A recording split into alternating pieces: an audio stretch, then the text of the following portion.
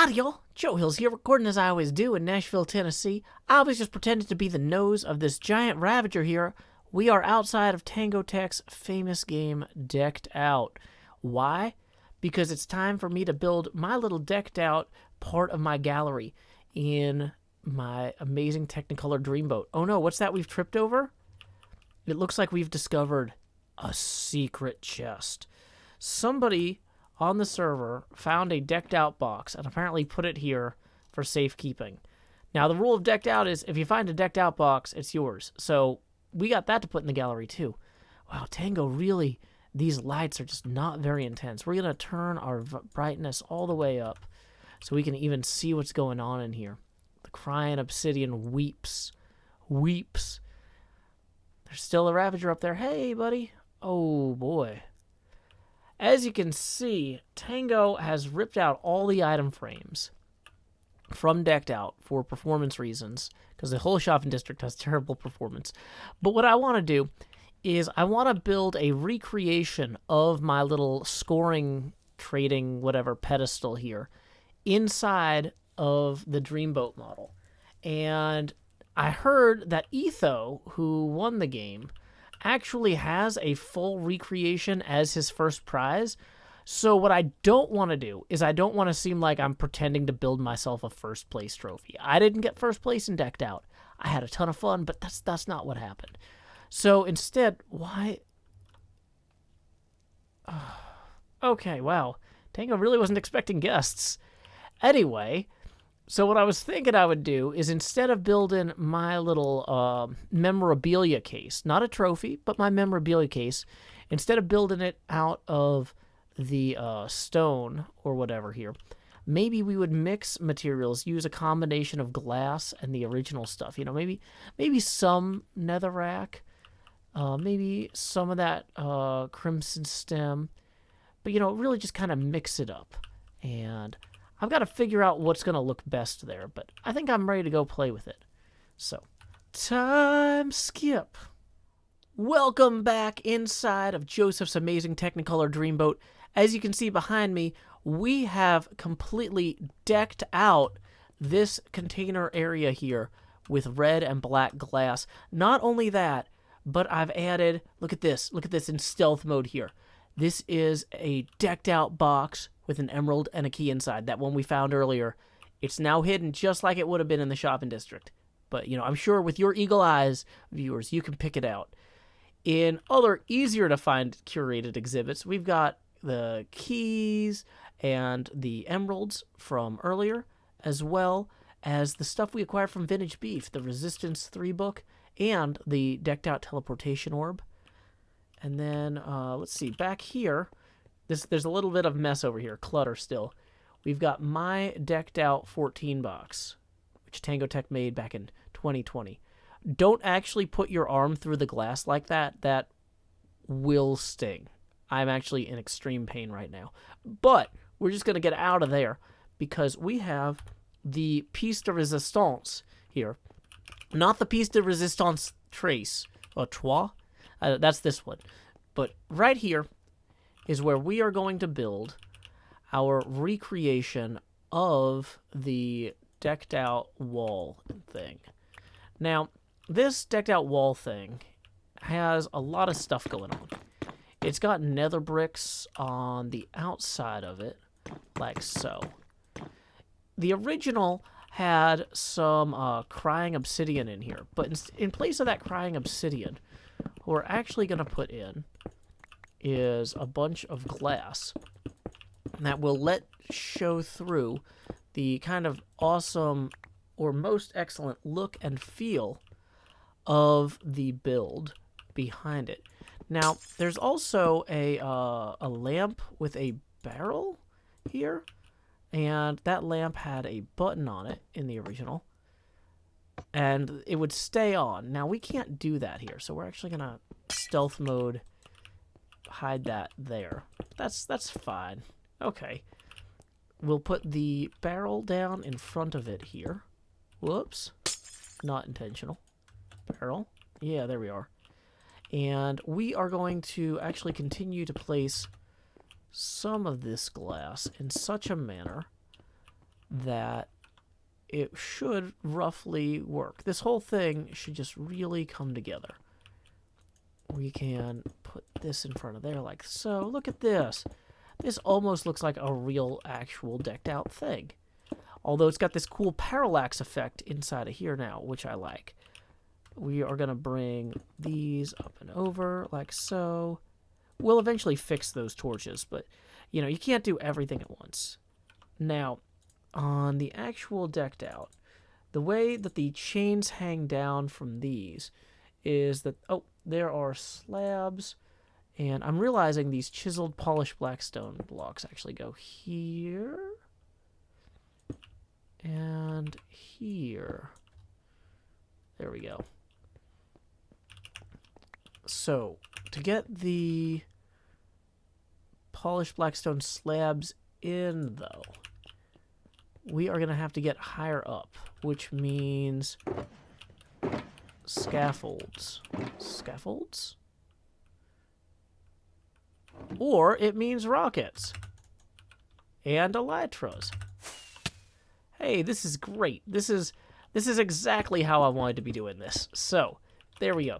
We can just drop this here. Drop this here. Now, one thing that's interesting is the soul sand actually goes here. It would have been obscured by the, what do you call it in the original? The fancy stuff. The crying obsidian. But in this particular recreation, it won't be. So we're going to have that come up basically to the roof here. I'm a little worried about mobs spawning up here. But I'm not sure how worried I should be. Because what we can always do is just put slabs on top of that, and then we're good.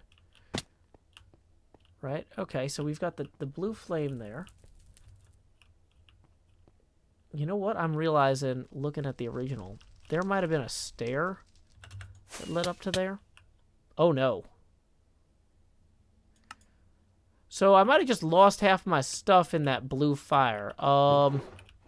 That is one of the risks that you take when you play a video game. So, hopefully not. Okay, I see my boots. I see a lot of the materials here. Seem to have been fine. Probably should have worn my featherfall and stuff. That's okay. This is not something we need to panic about. Okay. Yeah,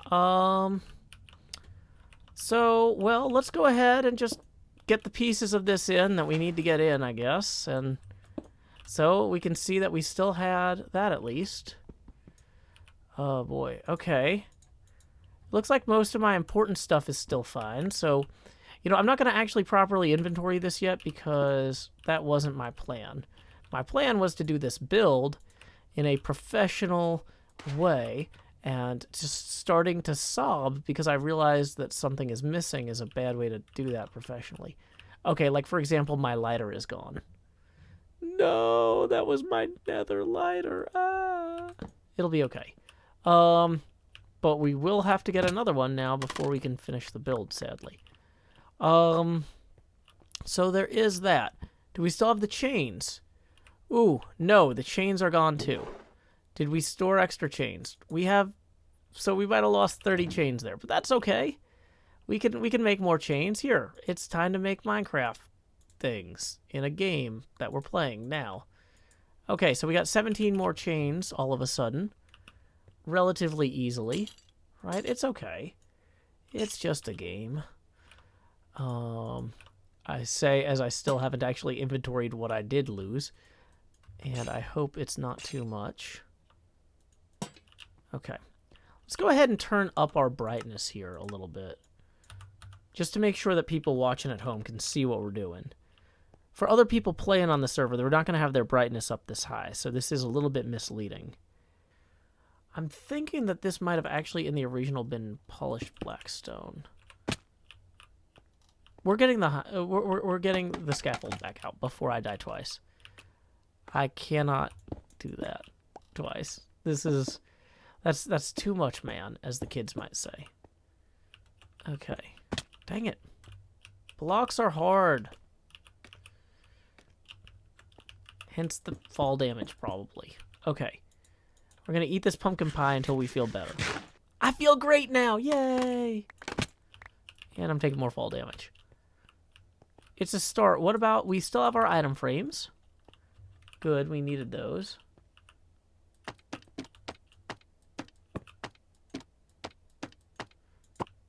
Dang it. Okay. There we go. This is seeming pretty okay. Let's go ahead and get a new flint and steel and maybe get some decorations inside of there. Time skip.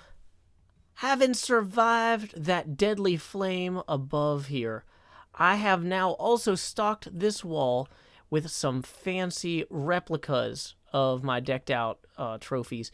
Unfortunately, I couldn't get the originals, but I think that those are going to look good for everybody who wants to stop by. Now, that isn't all we're doing today, though, folks. No, no, no.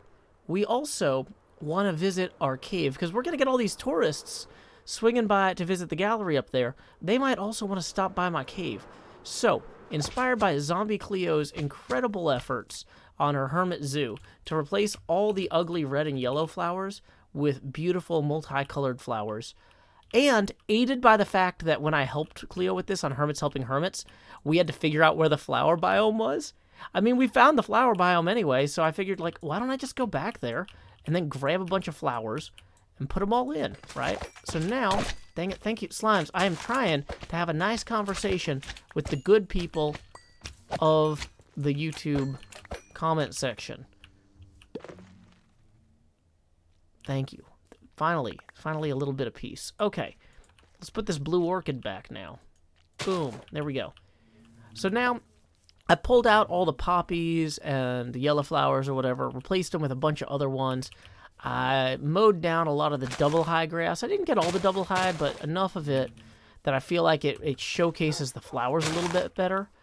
And as I'm looking around here, though, the one thing that really super looks unfinished is I had originally planned to place end rods on the top of these purple bits of floating glass to make sure that no mobs spawn on top of my chorus fruit farm. However, I realized end rods are too expensive for me to deal with in a manageable amount of time, and I'm not sure they'd even look good. So instead, I've got these lanterns here. I'm kind of thinking what I'll do is just hang a lantern from every one of these torches, and maybe that'll look good. This one's going to have to go, though, because, yeah, it was too close to the ground. But core concept, I think that this could look really cool. So why don't we go ahead and do a little bit of a time lapse of me working on this while I talk about something else going on with me. I don't know if y'all have seen, but there is a new Pokémon Snap game that just came out. This is not the sort of thing where I'm like, oh, hey guys, you got to check this out because I was directly involved with its production. I was not, but I do have fond memories of playing Pokemon Snap with my neighbors when I was a kid in middle school or so. And my daughter was really excited to give this a try because she really liked how colorful and bright the trailers were. And, like, I think, you know, with everybody being stuck inside for so long, these last few weeks or months, over a year now, the idea of like, oh, hey, it's a game with some beautiful landscapes in it, that goes pretty far, right? So, you know, I went ahead and I picked that up on launch day, because, you know, it's one of those things. She had her heart set on it, and she's been putting up with a lot, you know. I mean, we all have.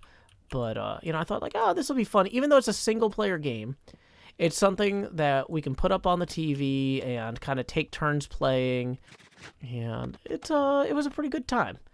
At this point, we've both beaten the game, quote-unquote, in terms of, like, we've completed the story, but there's still a lot of content left. And if you've got kids in that, like, 8 to 10 range, it seems like a pretty good game for them. It's also pretty good if you're an adult in the 30 to 40 range, probably. At least I can only speak about myself and my daughter here, but other people I've talked to seem to be enjoying it as well. So if you're looking for something new to play, every single part of it is a little bit better made than it needed to be. Like, the core concept of Pokemon Snap is that you're a wilderness photographer, and you have this impenetrable force field vehicle, like HermitCraft, that goes through hostile environments full of Pokemon, and you take pictures of them. And there's no health in the game, you can't get hurt. So that's another thing that makes it very kid-friendly. But it's basically a Rails shooter, except you're shooting with a camera. So, and it's a lot slower because it's a hovercraft. Hovercraft famously don't go very fast. I mean, there's some decent ones that the Navy has, but for the most part, most hovercraft don't really go that fast. And this is no exception. They put a lot of effort into replayability. You play the same levels multiple times, but different things change. I don't know. It's been fun. So, yeah, if you all get a chance, go ahead and check it out. A few things that I particularly liked about it is the levels are all named things like where they are and then the time. So, the first level is called Park and then parenthetically Day. And so I love this because every time I see it, I yell Happy Park Day because it feels fun, and I've been trapped in my apartment for a year. And that's the thing, is this game just creates opportunities for you to make your own fun. And my kid is just like, Dad, it's not Park Day. It's just a park. And then the next level that you unlock in the game is Park Night. And I'm like, Happy Park Night. And she's just like, no, it's just the park at night, Dad. And then we got to the next area, which was the jungle. And it's parenthetically day in the jungle. So I'm just like, Happy Jungle Day. And my daughter's just like, our culture doesn't have that. And the reason she said that is because every time she's like, how come my friends are all getting presents for whatever random holiday from another country that we don't celebrate is? And, my friend got a present today because it's this holiday. And I'm like, well, our culture doesn't have that. Like, you get presents on holidays that they don't get presents on. So, yeah, she's just spitting that back at me about Jungle Day, even though I'm over here trying to live my best life. But no, we don't have that in our culture.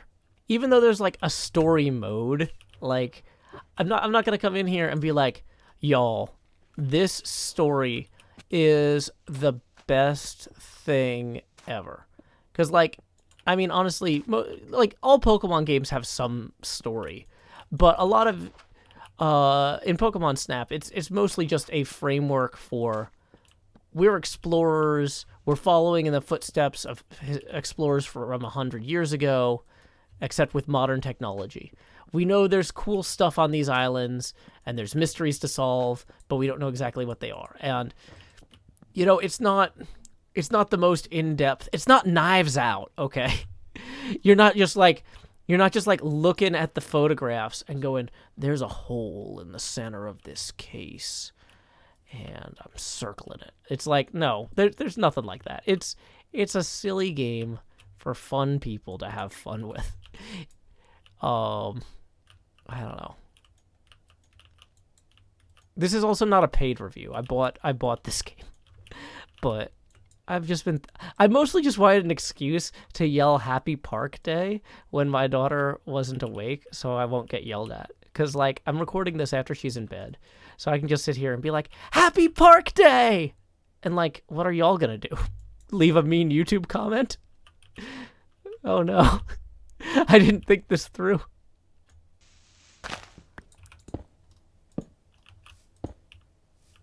There we go. I just put a final lamp here. I've been replacing the torches on the ground with these redstone lamps. I've got the torches in the sky replaced with the lanterns. I think on the whole, this is really going to improve the whole area. These cliff faces here still have a lot of room for improvement, But yeah, this feels a lot better. Let's see. Oh, that's not a rocket. Let's see how it looks from back over here. That already just feels way better. So then once we wipe out those torches on the walls here, yeah. We're leaving this cave better than we found it. All the bees are buzzing about these new lanterns, as well as those flowers there down below. You might have noticed, though, that this episode was mid-roll ad-free. That's thanks to Patreon sponsor Kathleen Heath. In lieu of that mid-roll ad, I will now read a haiku that I wrote just for this occasion. When you dig a hole and find yourself in that pit, plant some flowers next. Until next time, y'all, this is Joe Hills from Nashville, Tennessee. Keep adventuring.